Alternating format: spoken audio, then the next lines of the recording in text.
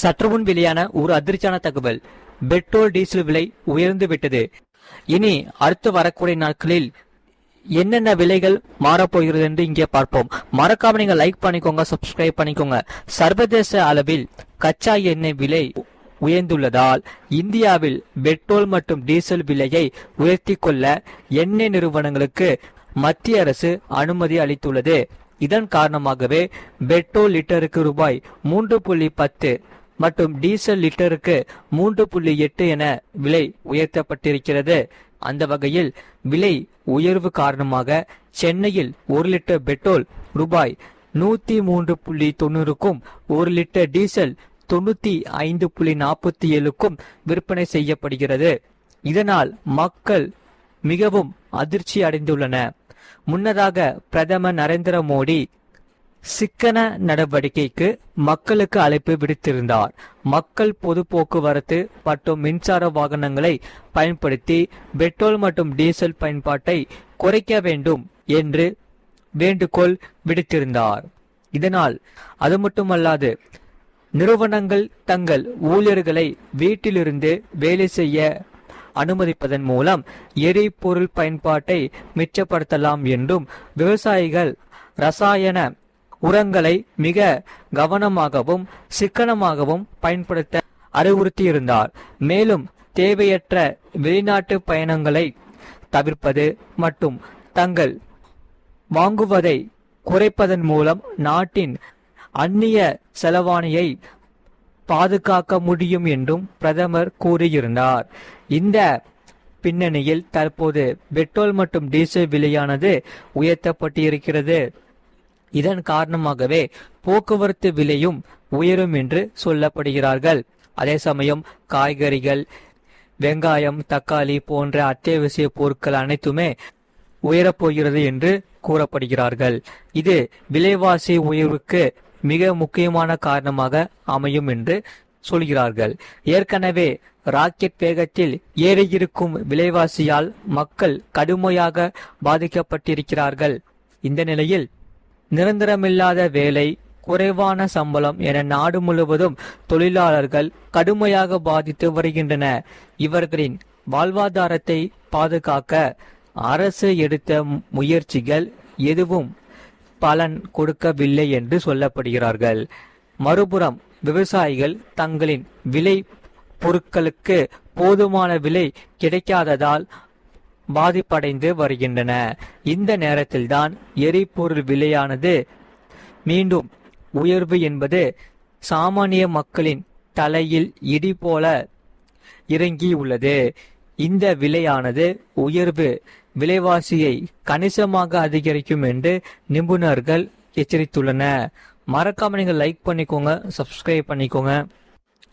அதே சமயம் இந்த சர்வதேச சந்தையில் ஏற்பட்டுள்ள நெருக்கடி காரணமாகவே இந்த பெட்ரோல் டீசல் விலையை உயர்த்தி எண்ணெய் நிறுவனங்கள் நடவடிக்கைகள் எடுத்துள்ளன. இதன் மூலமாக பெட்ரோல் மற்றும் டீசல் விலையானது உயர்ந்துள்ளது. 5 மாநில சட்டமன்ற தேர்தலுக்கு பின்னர் விலைவாசி உயர்வில் ஏற்றம் இருக்கும் என்று தகவல்கள் வெளியாகி இருக்கின்றன. இதன் காரணமாக அதாவது ஈரான் மீது அமெரிக்கா, இஸ்ரேல் தாக்குதல் நடத்தி வருவதால் இந்த கச்சா எண்ணெய்க்கு ஏற்படும் நெருக்கடி சுட்டி காட்டப்பட்டுள்ளது. இந்த ஹார்மூஸ் நீரிணை வழியாக வரும் கப்பல்கள் தடுத்து நிறுத்தப்படுகின்றன. இதனால் வளைகுடா நாடுகளில் இருந்து பல்வேறு நாடுகளுக்கு செல்லும் கச்சா எண்ணெய் தேக்கம் ஏற்பட்டுள்ளது. இதன் காரணமாகவே இந்த கச்சா எண்ணெய் பேரல் ஒன்று $106 விலை உயர்ந்துள்ளது. இந்த சூழலில் பெட்ரோல் மற்றும் டீசல் விலையானது உயர்த்தி எண்ணெய் நிறுவனங்கள் நடவடிக்கை எடுத்துள்ளது. ஆகையால் பெட்ரோல் மற்றும் டீசல் இரண்டுமே தலா $3 அளவிற்கு ஏற்றப்பட்டுள்ளது. தலைநகர் டெல்லியில் பெட்ரோல் விலை 1 லிட்டருக்கு 97.77 ரூபாயாகவும் டீசல் விலை 1 லிட்டருக்கு 90.67 ரூபாயாகவும் அதிகரித்து உள்ளது. இதனால் மக்கள் மிகவும் அதிர்ச்சியில் இருக்கின்றன. எரிபொருள் விலை ஏற்றம் என்பது அத்தியாவசிய பொருட்களின் விலையில் தாக்கத்தை ஏற்படுத்தும் என்று கூறலாம். பால், காய்கறிகள், பழங்கள், மளிகை என அனைத்தும் விலை உயர்வை சந்திக்கும். இது சாமானியர்களுக்கு சுமையாக மாறும் என்று சொல்லப்படுகிறார்கள். சரி, சென்னையில் இன்றைய எரிபொருள் விலை பொறுத்தவரை குறிப்பாக பெட்ரோல் 1 லிட்டர் 103.98 ரூபாய், டீசல் 1 லிட்டர் 95.47 ரூபாய். லாரி உரிமையாளர் சங்கத்தை சேர்ந்த யுவராஜ் என்பவர் பேசியதாவது, ஏற்கனவே தொழில் மிகவும் மோசமாக இருக்கிறது. இந்த மாதிரி சூழலில் விலை உயர்வை வன்மையாக கண்டிக்கிறோம். எங்களுக்கு கிடைக்கும் வருமானத்தின் பெரும் பகுதியை எரிபொருளுக்கும் பயன்படுத்த வேண்டிய சூழல் நிலவுகிறது. இதனால் தற்போது விலை உயர்வு ஏற்பட்டிருப்பதால் மொத்த பணத்தையும் அரசுக்கே செலுத்த வேண்டிய கட்டாயத்திற்கு தள்ளப்பட்டுள்ளோம்.